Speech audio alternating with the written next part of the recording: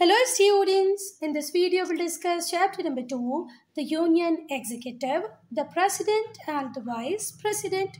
क्या पढ़ेंगे बेटा इस चैप्टर में हम लोग? तो सबसे पहले हम देखेंगे कि भाई अगर किसी व्यक्ति को प्रेसिडेंट बनना है, प्रेसिडेंट की इलेक्शन को कॉन्टेस्ट करना है तो क्या क्वालिफिकेशंस नीडेड होंगे।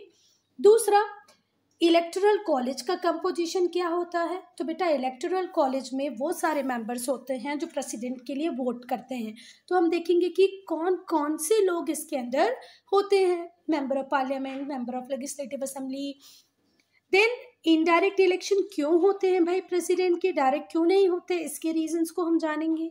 फिर हम देखेंगे टर्म ऑफ ऑफिस। इंडिया में एक बार आप प्रेसिडेंट बनते हैं तो 5 साल आप उस ऑफिस को होल्ड करके रख सकते हैं, ठीक है बात। वहीं यूनाइटेड स्टेट्स ऑफ अमेरिका में 4 साल, वहाँ हर 4 साल के बाद प्रेसिडेंट के लिए इलेक्शन होता है, हमारे इंडिया में हर 5 साल में।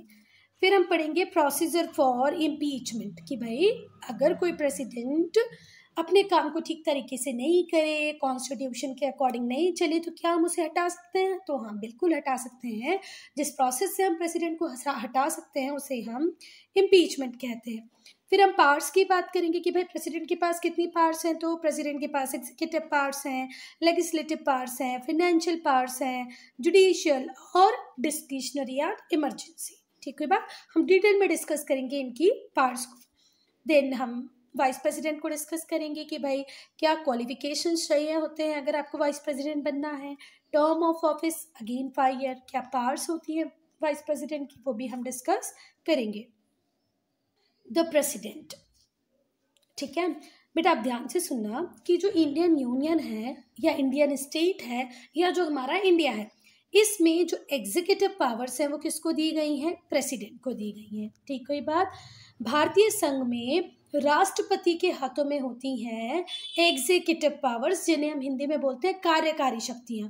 अब क्या होती हैं ये एग्जीक्यूटिव पावर्स कि भाई देखो, पहला काम तो है मेजर अपॉइंटमेंट करना। तो जितने भी मेजर अपॉइंटमेंट होते हैं हमारे कंट्री में वो किसके नाम से ही होते हैं? प्रेसिडेंट के नाम से ही होते हैं। जितनी भी इंटरनेशनल ट्रीटी हम साइन करते हैं वो भी किसके नाम से करते हैं? प्रेसिडेंट के नाम से करते हैं।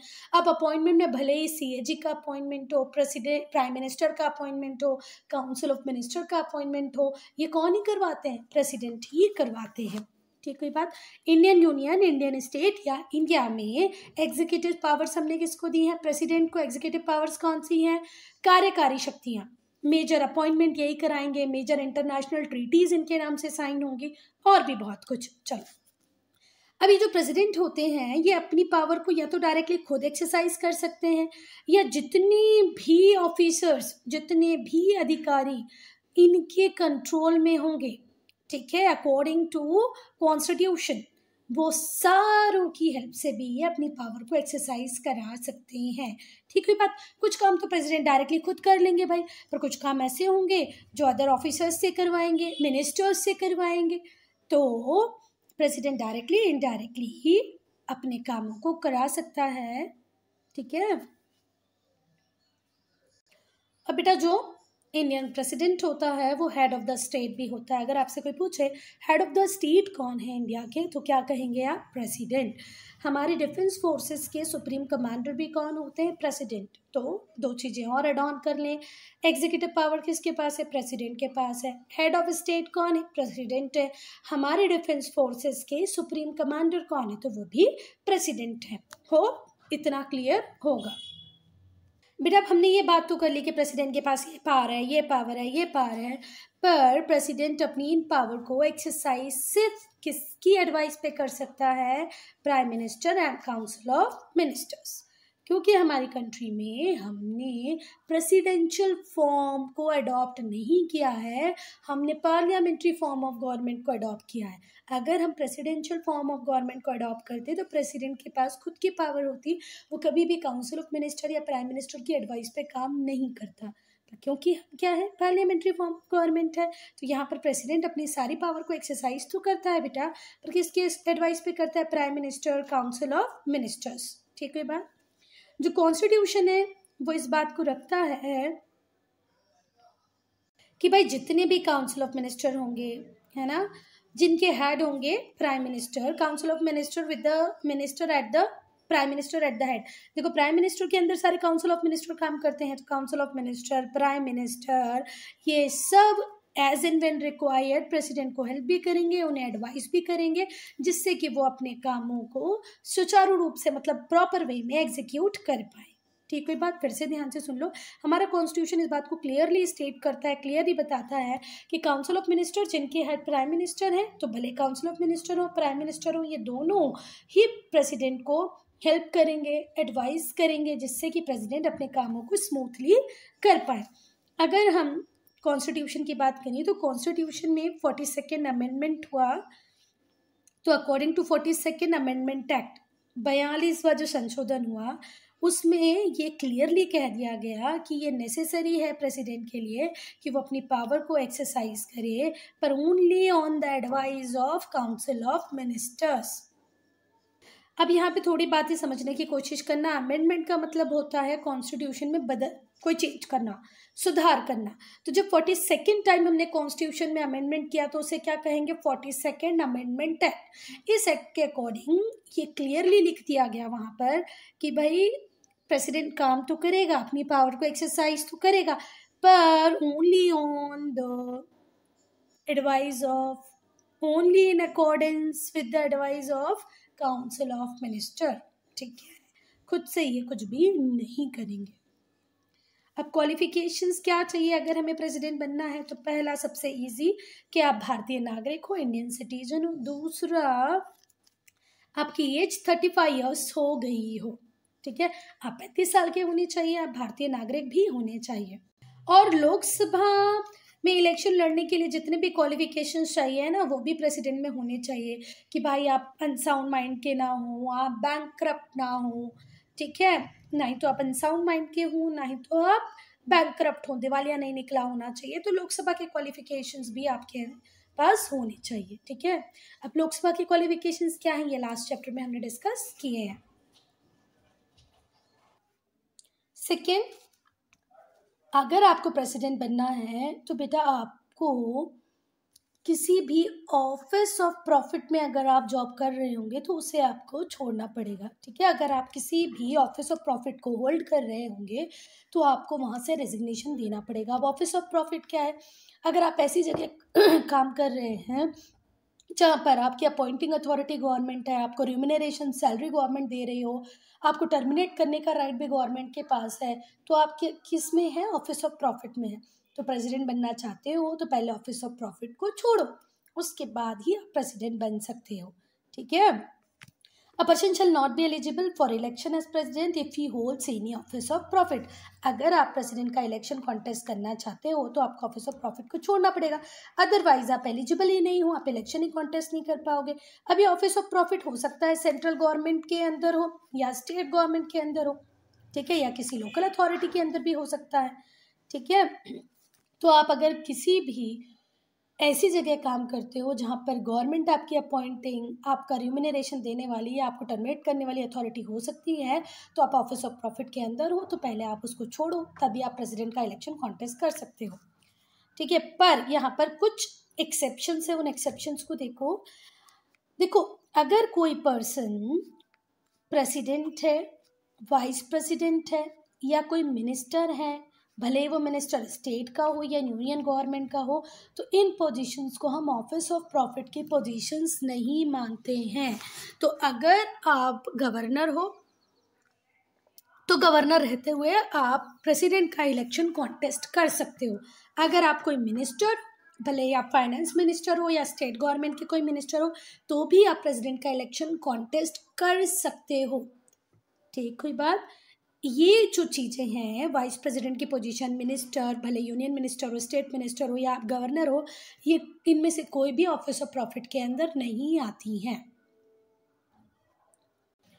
और बेटा हमारा कॉन्स्टिट्यूशन इस बात को भी अलाउ करता है कि अगर आप एक बार प्रेसिडेंट बन गए, आपने अपने टर्म को पूरा किया, तो आप फिर से इलेक्शन में पार्ट ले सकते हैं। ठीक, कोई बात? एक व्यक्ति 2 बार प्रेसिडेंट बन सकता है। A person who holds or who has held office as president, वो पर्सन जिसने प्रेसिडेंट का ऑफिस पहले होल्ड किया हो या जो अभी होल्ड कर रहा हो, वो एलिजिबल है कि वो री-इलेक्शन कर सकता है। मतलब प्रेसिडेंट फिर से बनने के लिए अपना नॉमिनेशन फाइल कर सकता है। एक व्यक्ति 2 बार प्रेसिडेंट बन सकता है और राजेंद्र प्रसाद बने भी हैं। राजेंद्र प्रसाद 2 टर्म प्रेसिडेंट रहे। ठीक है, इतना तो याद आ गया होगा ना बेटा कि कौन है राजेंद्र प्रसाद। डॉक्टर राजेंद्र प्रसाद हमारे फर्स्ट प्रेसिडेंट थे जिन्होंने 2 टर्म को पूरा किया। मतलब एक बार पूरे 5 साल पूरे किए, फिर से री इलेक्ट हुए, फिर दोबारा पूरे 5 साल पूरे किए। बेटा ये रामनाथ कोविंद है, ये हमारे एक्स प्रेसिडेंट है। ठीक है, हमारी करंट प्रेसिडेंट कौन? Draupadi Murmu. Current president of India Draupadi Murmu. Draupadi Murmu के पहले कौन थे? रामनाथ कोविंद। तो हमारा कॉन्स्टिट्यूशन कहता है कि आप दोबारा कॉन्टेस्ट कर सकते हैं इलेक्शंस को। अब हम कंपोजिशन की बात करेंगे कि भाई जो इलेक्टोरल कॉलेज होता है इसका कंपोजिशन क्या होता है। ठीक है, तो जो प्रेसिडेंट होता है वो इनडायरेक्टली इलेक्ट होता है। हमारा आपका जनरल पब्लिक का प्रेसिडेंट के इलेक्शन में कोई रोल नहीं होता बेटा। हमने जिन रिप्रेजेंटेटिव्स को चुन के लोकसभा में बिठाया है, जिन रिप्रेजेंटेटिव्स को लेजिस्लेटिव असेंबली के लिए चुना है, वो लोग मिलकर, even the member of Rajya Sabha, ये लोग सब मिलकर प्रेसिडेंट को इलेक्ट करते हैं। हम जनरल पब्लिक प्रेसिडेंट के इलेक्शन में पार्ट नहीं लेती। ठीक हुई बात। तो प्रेसिडेंट के इलेक्शन के लिए तैयार होता है एक इलेक्टोरल कॉलेज। अब इलेक्टोरल कॉलेज में कौन कौन होता है वो हम देखेंगे। The elected members of both houses of parliament. Parliament consists of Lok Sabha and Rajya Sabha. तो लोकसभा के मेंबर्स सारे, राज्यसभा के मेंबर्स सारे किसका पार्ट हो जाएंगे? इलेक्टोरल कॉलेज का। ठीक है, दूसरा पॉइंट पे जितने भी इलेक्टेड मेंबर्स हैं लेजिस्लेटिव असेंबलीज के, हमारे इंडिया में 28 स्टेट्स हैं। अब इस 28 स्टेट्स में सबकी स्टेट गवर्नमेंट है, मतलब लेजिस्लेटिव असेंबलीज हैं, तो इनके मेंबर भी इलेक्टोरल कॉलेज का पार्ट बन जाएंगे। अब बेटा हमारी कंट्री में 8 यूनियन टेरिटरीज हैं, पर इन 8 यूनियन टेरिटरीज में 2 यूनियन टेरिटरीज ऐसी हैं, एक का नाम है दिल्ली और दूसरी का नाम है पौंडीचेरी, कि इनके पास भी स्टेट गवर्नमेंट है। तो ये दोनों स्टेट गवर्नमेंट जिनके पास है, इनके भी जो एमएलएज हैं वो भी इलेक्टोरल कॉलेज का पार्ट बन जाएंगे। क्या इतनी बातें क्लियर? चलो फिर से समझो। जो इलेक्टेड मेंबर्स हैं दोनों हाउस ऑफ पार्लियामेंट के, लोकसभा राज्यसभा के, वो तो इलेक्टोरल कॉलेज का मेंबर है ही है। साथ ही साथ स्टेट लेजिस्लेचर असेंबलीज के मेंबर 28 स्टेट लेजिस्लेटिव असेंबलीज हैं हमारे पास, उन सब के मेंबर्स भी इलेक्टोरल कॉलेज के पार्ट बन जाएंगे। साथ ही साथ हमारी 8 यूनियन टेरिटरीज में से 2 यूनियन टेरिटरी, एक का नाम है कैपिटल टेरिटरी ऑफ दिल्ली और दूसरे का नाम है पौंडीचेरी, इन दोनों के भी जो लेजिस्लेटिव असेंबली मेंबर्स हैं वो भी इलेक्टोरल कॉलेज का पार्ट बन जाएंगे।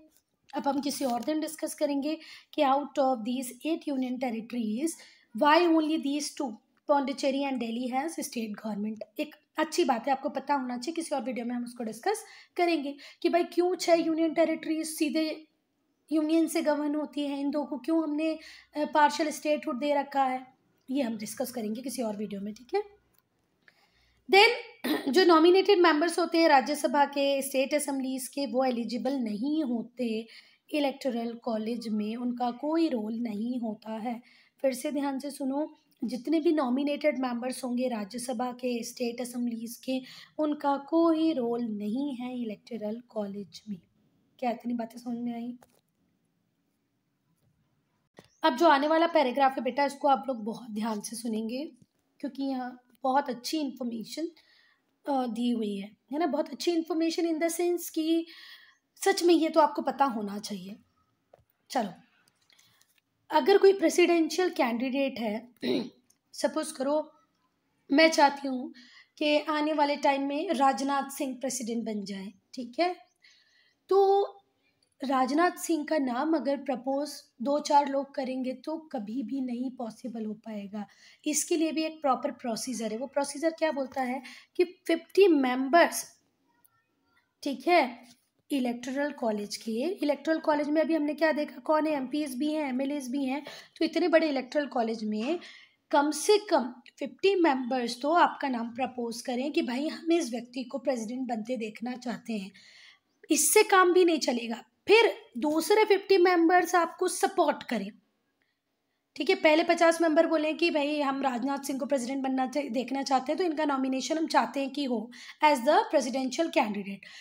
फिर 50 व्यक्ति आपको चाहिए जो आपको सपोर्ट करें। मतलब इतने बड़े इलेक्टोरल कॉलेज में 100 लोग तो कम से कम ऐसे होने चाहिए जो एक व्यक्ति के लिए हाँ बोलें, तब जाके इस व्यक्ति का नॉमिनेशन होगा फॉर प्रेसिडेंशियल इलेक्शन।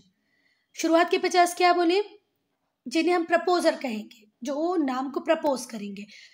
बाकी दूसरे जो 50 होंगे, सेकेंड 50 होंगे, वो सपोर्टर होंगे, जिन्हें हम क्या कहेंगे, seconders sorry, proposers and seconders. Proposers जो नाम को प्रपोज करते हैं, सेकेंडर्स जो नाम को सपोर्ट करते हैं। ठीक है, एक बार हम इसको रीड कर लेते हैं, इंपॉर्टेंट है इसीलिए।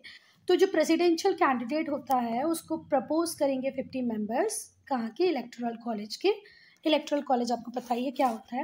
And seconded by another 50 members. तो पहले 50 लोग प्रपोज करें, दूसरे 50 सपोर्ट करें, 100 लोग आपके नाम की बात करेंगे, तब तो जाके आप प्रेसिडेंशियल कैंडिडेट बनते हो। दूसरा, अगर हम अगस्त 29 1997 अगस्त 29 1997 की बात करें, तब तक बेटा ये जो 50 व्यक्ति का क्राइटेरिया आज हम देख रहे हैं, ये पहले सिर्फ 10 व्यक्तियों का था कि 10 प्रपोजर हो और 10 सेकेंडर्स हो, 10 प्रपोजर्स 10 सेकेंडर्स। पर कई बार ऐसा होता था कि एक नॉन सीरियस कैंडिडेट भी आ जाता था, है ना, क्योंकि इतने सारे मेंबर्स हो जाएंगे इलेक्टोरल कॉलेज में। अगर हर 20 व्यक्ति एक एक व्यक्ति को सपोर्ट करते जाएंगे तो कितने प्रेसिडेंशियल कैंडिडेट हो जाएंगे। इसीलिए अब हमने इसको बढ़ा दिया है, हमने इस लिमिट को कितना 50 प्रपोजर्स और 50 सेकेंडर्स कर दिया है। देखो, अर्लियर जो रिक्वायरमेंट थी वो 10 प्रपोजर्स की थी, 10 सेकेंडर्स की थी। इसको इंक्रीज किया एक ऑर्डिनेंस लाकर, कब, जून 1997 में। और ये जो ऑर्डिनेंस था बाद में एक्ट बन गया पार्लियामेंट का, कब, 29 अगस्त 1997 को। आपको पता है ना ऑर्डिनेंस कब आता है, प्रेसिडेंट कोई ऑर्डिनेंस ला सकता है अगर उसे लगता है कि ये रूल बनना ही चाहिए भैया, पर लोकसभा राज्यसभा अभी काम नहीं करी, इन द सेंस कि सेशन में नहीं है, तो प्रेसिडेंट ऑर्डिनेंस ला सकता है, पर उस ऑर्डिनेंस को with in limited time parliament से पास होना चाहिए। तो पहले ये ऑर्डिनेंस आया, फिर इसको पार्लियामेंट ने भी पास करके एक एक्ट बना दिया।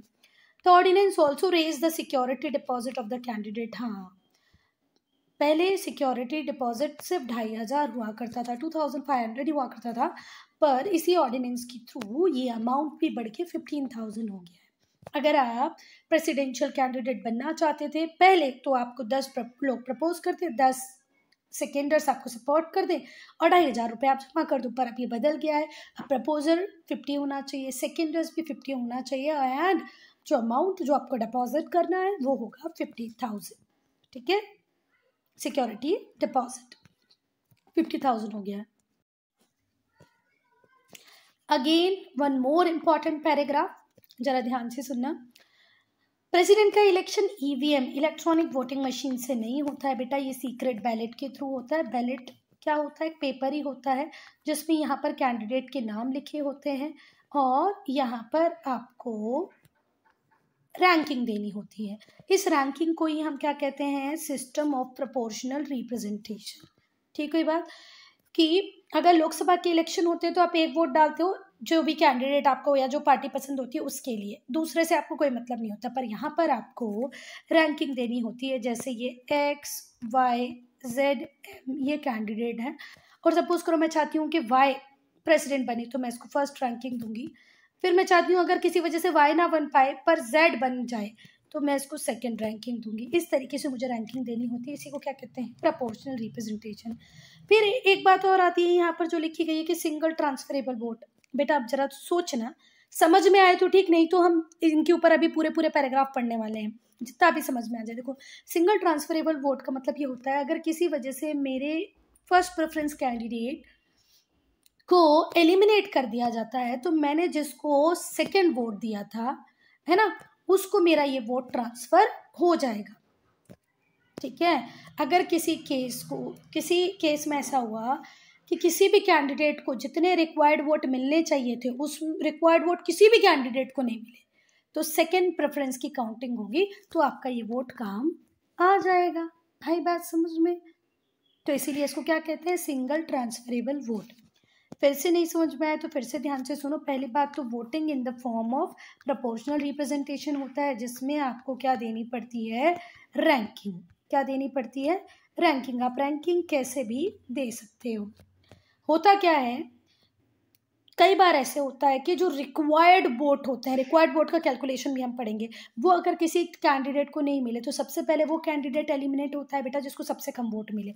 तो आपके फर्स्ट प्रेफरेंस वाला कैंडिडेट अगर एलिमिनेट हो गया है ना, तो ये जो सेकंड प्रेफरेंस में आपने व्यक्ति को रखा था उसको आपका वोट ट्रांसफर हो जाएगा। इसी को क्या कहते हैं, सिंगल ट्रांसफरेबल वोट। क्या बात है, समझ में आई? चलें आगे। चलो एक बार इसको रीड कर देती हूँ, सुन लेना। जो इलेक्शन है प्रेसिडेंट का वो सिस्टम से होता है, जिस सिस्टम को हम कहते हैं प्रोपोर्शनल रिप्रेजेंटेशन का, bye means of single transferable vote.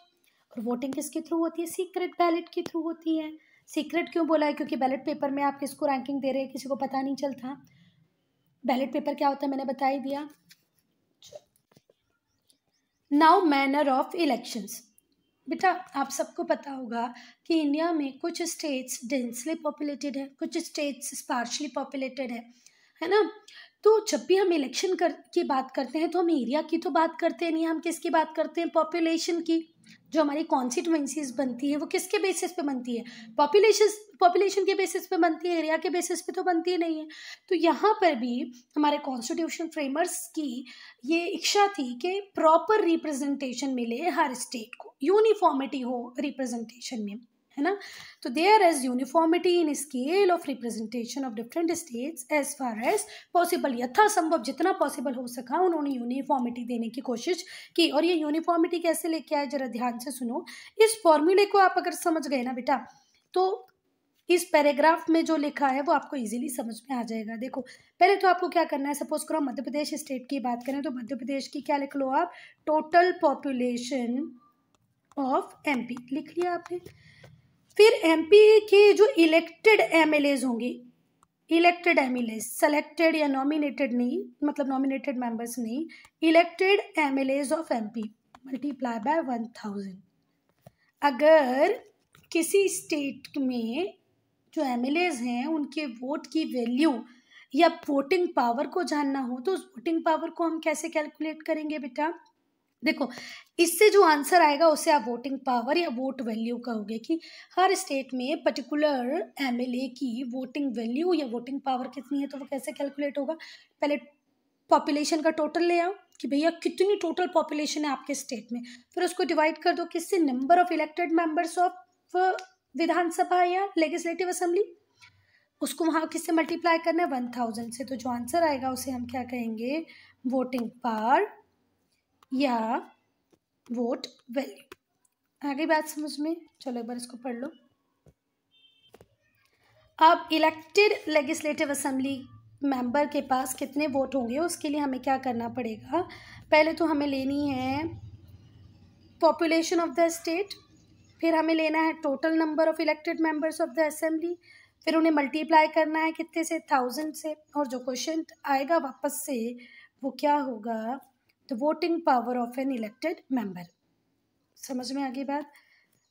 इस पैराग्राफ से ज़्यादा इजी तो ये फॉर्मूला, ये फॉर्मूले को अपने शब्द में लिख देना कि total population of the state divided by number of elected members of Vidhan Sabha multiply by 1000। ठीक है बात। या तो इस फॉर्मूले को प्रायोरिटी पे ऊपर लिखना तो इजीली समझ में आ जाएगा कि भाई आपको आता है। अब इस एग्जाम्पल को देख लो तो ज़्यादा अच्छे से समझ में आ जाएगा। तो बेटा जो टोटल पॉपुलेशन थी स्टेट की मान लो कितनी है, 10 मिलियन है, ठीक है। Total number of elected MLAs कितने हैं, 250 हैं। तो total number of votes of each member, ठीक है। तो एक मेंबर जो वोट डालेगा उसकी वैल्यू क्या होगी, या टोटल वो कितने वोट डाल रहा है उसकी वैल्यू क्या होगी। क्या करना है, पहले लिखना है टोटल पॉपुलेशन, फिर उसको डिवाइड कर देना है 250 से, फिर उसको डिवाइड कर देना है 1000 से। ठीक कोई बात। तो ये कितना आ गया, 40। अब इसको आप ऐसे लिखो या आप इसको ऐसे भी लिख सकते हो, यहाँ पर मल्टीप्लाई कर सकते हो 1000 का। ठीक कोई बात। देखो मल्टीप्लाई करने पे भी आंसर कैसे सेम आएगा मैं बताऊँ। यहाँ पर मैंने लिख दिया मल्टीप्लाई 1000, ये 3 0 चले गए, ये 250 के 5 से भी एक ज़ीरो चले गए। अब 25 4 जा होता है 100 और ज़ीरो। आ गया ना समझ में? तो क्या करना है, टोटल पॉपुलेशन डिवाइडेड बाय 250, मतलब जो भी मेंबर हैं इलेक्टेड वो, एंड डिवाइडेड बाय 1000। इसको आप ऐसे लिख लो या यहीं पर मल्टीप्लाई करके लिख लो 1000 का, कोई फ़र्क नहीं पड़ता है।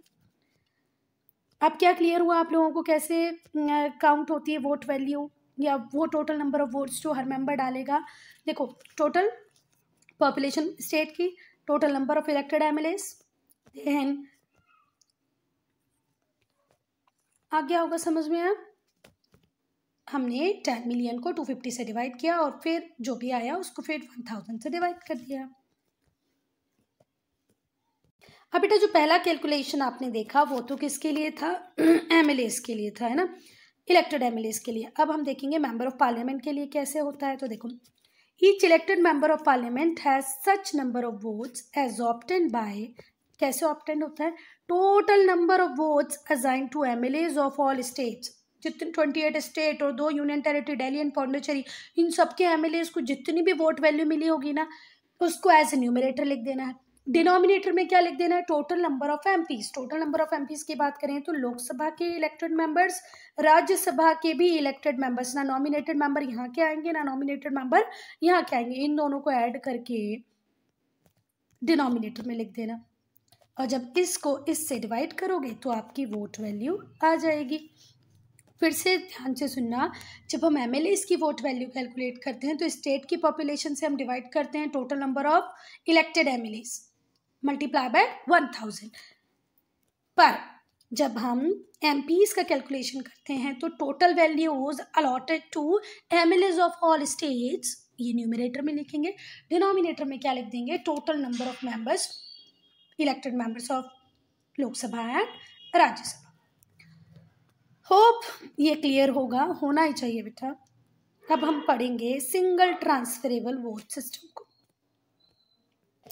सिंगल ट्रांसफरेबल वोट सिस्टम, इस सिस्टम में क्या होता है जरा ध्यान से सुनना। जितने भी कैंडिडेट लिस्टेड होते हैं जो प्रेसिडेंट बनना चाहते हैं, है ना, उनको जो इलेक्टर्स होंगे, मतलब जो एमएलएस होंगे, जो एमपीज होंगे, वो नंबर्स दे देंगे अकॉर्डिंग टू हिज प्रेफरेंसेस, कि भाई ये 10 लोग थे, इस 10 में से मुझे ये बहुत पसंद है, यही प्रेसिडेंट बनना चाहिए, तो मैंने इसको 1 नंबर दे दिया।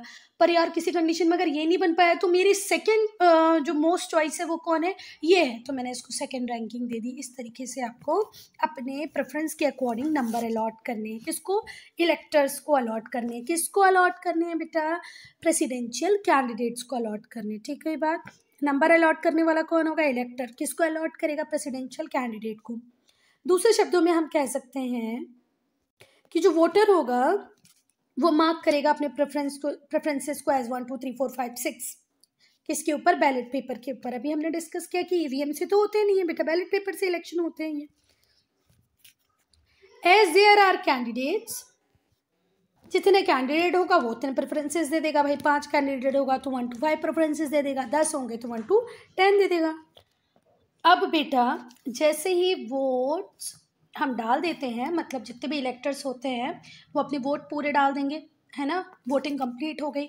उसके बाद फर्स्ट प्रेफरेंस की काउंटिंग चालू होगी। अब फर्स्ट प्रेफरेंस की काउंटिंग चालू होगी कैसे, देखो, किसी पर्टिकुलर कैंडिडेट ने, है ना, किसी इलेक्टर ने एक्स को फर्स्ट प्रेफरेंस दिया होगा, किसी ने वाई को फर्स्ट प्रेफरेंस दिया होगा, किसी ने सी को फर्स्ट प्रेफरेंस दिया होगा। तो सी को कितने लोगों ने फर्स्ट प्रेफरेंस दिया उनकी काउंटिंग हो जाएगी। वाई को कितने एमएलएस ने, कितने एमपीज ने फर्स्ट प्रेफरेंस दिया उनको काउंट कर लेंगे। एक्स को कितने लोगों ने फर्स्ट प्रेफरेंस दिया उनको काउंट कर लेंगे। अब फर्स्ट प्रेफरेंस की काउंटिंग जैसे ही कंप्लीट हुई, अब हमने काउंटिंग के बाद रिजल्ट्स को देखा। अगर किसी पर्सन को एब्सोल्यूट मेजॉरिटी मिल गई, मतलब 50% से ज़्यादा वोट मिल गए, तो वो तो इलेक्टेड डिक्लेयर हो गया। पर क्या इतना आसान होता है बेटा, बिल्कुल नहीं होता। ठीक है, अगर किसी कैंडिडेट को एब्सोल्यूट मेजॉरिटी नहीं मिली, फर्स्ट प्रेफरेंस में जो काउंटिंग हुई, हमने देखा ना ए को, ना बी को, ना सी को, किसी को भी 50% वोट्स तो नहीं मिले, तब क्या करेंगे, तो प्रॉब्लम होगी। उस केस में हम क्या करते हैं, ध्यान से सुनना। देखो, if no candidate is able to get absolute majority in the first preference, then the candidate who has secured least vote, अब उस कैंडिडेट की जान पे खतरा आ गया, मतलब उसका नॉमिनेशन पे खतरा आ गया, जिसको सबसे कम वोट मिले। जैसे हमने मान लिया ए, बी और सी में सबसे कम फर्स्ट प्रेफरेंस पे लोगों ने किसको रखा था, सी को, तो इसको कर देंगे हम एलिमिनेट, कर दिया इसको एलिमिनेट। पर बहुत सारे लोगों ने जिन्होंने सी को फर्स्ट प्रेफरेंस पे रखा होगा, उन्होंने सेकंड प्रेफरेंस पे या हो सकता है ए को रखा हो, या हो सकता है बी को रखा हो, या मैक्सिमम ने ए को रखा है, बी को थोड़े कम लोगों ने रखा है, ऐसा हो सकता है ना। इसी को हम सिंगल ट्रांसफरेबल वोट कहते हैं, क्योंकि इस वोटिंग प्रोसेस में ऐसा होता है जब इलेक्शन की काउंटिंग होती है कि भाई जब अगर किसी भी कैंडिडेट को मेजॉरिटी या एब्सोल्यूट वोट ना मिले, तब हमें अब देखना है कि किसको प्रेसिडेंट बनाना है। तो हम क्या करेंगे, जिसको कम वोट, सबसे कम वोट मिले होंगे ना, लीस्ट वोट्स जिस भी कैंडिडेट को मिले होंगे, उसको एलिमिनेट कर देंगे और उसके सेकंड प्रेफरेंस को देखेंगे। अब सी का नाम तो एलिमिनेट हो गया, पर इस सी को वोट देने वाले लोगों ने सेकंड प्रेफरेंस किसको दिया था, उसको हम कंसिडरेशन में लेंगे। ये जो प्रोसेस होती है एलिमिनेशन की, ये तब तक कंटिन्यू रहती है बेटा जब तक एक कोई भी कैंडिडेट ऐसा ना आ जाए जिसे एब्सोल्यूट मेजॉरिटी ना मिल जाए। जैसे ए, बी, सी, डी और ई थे। पहली प्रोसेस में हमने देखा कि सी को सबसे कम वोट मिले थे, इसको हमने एलिमिनेट किया। इसके सेकंड प्रेफरेंस की काउंटिंग जो इतनी भी थी, उसमें से किसी ने सेकंड प्रेफरेंस ए को दिया होगा, किसी ने बी को, किसी ने डी को, फिर किसी ने ई को। अब जब हमने इनके टोटल वोट पहले वाले जो थे प्लस सेकेंड प्रेफरेंस से जो वोट मिले, इनको टोटल करके भी देख लिया, तो भी भैया यार एब्सोल्यूट मेजॉरिटी ना ए को मिल रही, ना बी को मिल रही, ना डी को मिल रही, ना ई को मिल रही। अब फिर से हम देखेंगे कि अब जो बचे हुए कैंडिडेट में सबसे कम वोट किसको मिला, तो हमने देखा यार बी को सबसे कम मिला है। इन चारों में अब सबसे कम कौन है, बी है। तो अब बी के सेकंड प्रेफरेंस को हम देखेंगे और फिर सेकंड प्रेफरेंस में जितने इसने ए को वोट दिए होंगे वो ए को चले जाएंगे, जितने सी को दिए होंगे उतने सी तो एलिमिनेट है, जितने डी को दिए होंगे उतने डी को, और जितने ई को दिए होंगे उतने ई को। तो अब कैंडिडेट कितने हैं जो प्रेसिडेंट के इलेक्शन के लिए लाइन में, ए, डी और ई। अब इस सेकेंड राउंड में अगर एब्सोल्यूट मेजॉरिटी मिल गई तो ये प्रोसेस यहीं खत्म हो जाएगी, और अगर अभी भी नहीं मिली तो फिर सबसे कम वोट किसको मिला उसको एलिमिनेट करके आगे की तरफ हम जाएंगे। पर अभी शायद मैंने क्या किया, बी का सेकंड प्रेफरेंस बी को भी दे दिया। नहीं बेटा, उस राउंड में बी और सी दोनों एलिमिनेट हो गए हैं, तो बी का जो सेकंड प्रेफरेंस का वोट है वो किसको मिलेगा, ए को मिलेगा, डी को मिलेगा और ई को मिलेगा। और अभी भी मेजॉरिटी अगर नहीं आई तो ये प्रोसेस कंटिन्यू रहेगा, और आ गई तो कोई दिक्कत ही नहीं है। बेटा हो सकता है आपको समझ में आ गया हो, और अगर नहीं समझ में आया तो एक बार मैं इसको रीड और कर लीजिए। आप ध्यान से सुनना कि अगर बेटा किसी कैंडिडेट को एब्सोल्यूट मेजॉरिटी नहीं मिली है इन द फर्स्ट प्रेफरेंस वोट, ठीक है, जैसे कि हमने देखा कि ए, बी, सी, डी, ई में से किसी को भी एब्सोल्यूट मेजॉरिटी नहीं मिली थी, तो वो कैंडिडेट जिसको सबसे कम वोट मिले होंगे, वो कैंडिडेट जिसने सबसे कम वोट सिक्योर किए होंगे, उसे हम एलिमिनेट कर देंगे और इसके सेकंड प्रेफरेंस पे ध्यान देंगे। इसी को हम कहते हैं सिंगल ट्रांसफरेबल वोट। इसके सेकंड प्रेफरेंस जो भी होगा, इसको तो हमने लीस्ट नंबर थे तो इसको तो हमने एलिमिनेट कर दिया, जैसे हमने पहले केस में सी को एलिमिनेट किया था, अभी हमने जो एग्जांपल दिया। अब सी को एलिमिनेट करने के बाद सी के सेकंड प्रेफरेंस को हमने देखा। सी के सेकंड प्रेफरेंस में जितने वोट ए, बी, डी और ई को मिले होंगे हमने उनको बांट दिए। अब मेजॉरिटी आ जाती है तो ठीक, नहीं तो ये प्रोसेस फिर कंटिन्यू रहेगा। फिर हमने देखा था कि वी को कम वोट मिले थे तो हमने वी को एलिमिनेट करके वी के वोट सबको बांट दिए थे, है ना। तो second preference votes are taken into consideration. इसी प्रोसेस, ये जो प्रोसेस है एलिमिनेशन की, पहले सी को एलिमिनेट किया फिर बी को एलिमिनेट किया, और ये प्रोसेस कब तक हम कंटिन्यू करते रहेंगे, जब तक हम किसी कैंडिडेट को एब्सोल्यूट मेजॉरिटी में लाके ये घोषित नहीं कर देते कि ये इलेक्टेड है, भाई आने वाला प्रेसिडेंट यही बनेगा। तो ये जो प्रोसेस एलिमिनेशन की ये कंटिन्यू रहेगी तब तक, या जब तक कोई भी कैंडिडेट या कोई एक कैंडिडेट एब्सोल्यूट मेजॉरिटी में नहीं आ जाता या हम उसे इलेक्टेड डिक्लेयर नहीं कर देते। बेटा 1975 में 29th कॉन्स्टिट्यूशन अमेंडमेंट एक्ट आया। मैंने अमेंडमेंट का मतलब आपको बता ही दिया है। कॉन्स्टिट्यूशन में कोई चेंज करना, कोई सुधार करना, उसे हम क्या कहते हैं, अमेंडमेंट। तो 29th कॉन्स्टिट्यूशन अमेंडमेंट आया, कब आया, 1975 में आया। फिर 44th कॉन्स्टिट्यूशन अमेंडमेंट आया, कब आया, 1978 में। तो 29th कॉन्स्टिट्यूशन अमेंडमेंट हमने कब किया? 1975 में। और 1978 में कौन सा अमेंडमेंट किया? 44th amendment. ये दोनों ही इस बात को रखते हैं कि अगर कोई डिस्प्यूट होता है प्रेसिडेंट के इलेक्शन में, या प्रेसिडेंट के इलेक्शन को लेकर कोई भी कॉन्फ्लिक्ट आएगा, कोई भी डिस्प्यूट आएगा, तो उसको फाइनली डिसाइड कौन करेगी? Supreme court of India. Hope जितना अभी तक हमने पढ़ा है वो क्लियर हो, और अगर बेटा क्लियर नहीं हो तो कमेंट सेक्शन में लिखें। अगर आप वीडियो के फॉर्मेट में कोई चेंज करना चाहते हैं तो भी कमेंट सेक्शन में लिखें। हम यहाँ से पार्ट 2 में डिस्कस करना स्टार्ट करेंगे, रीजंस फॉर इनडायरेक्ट इलेक्शंस।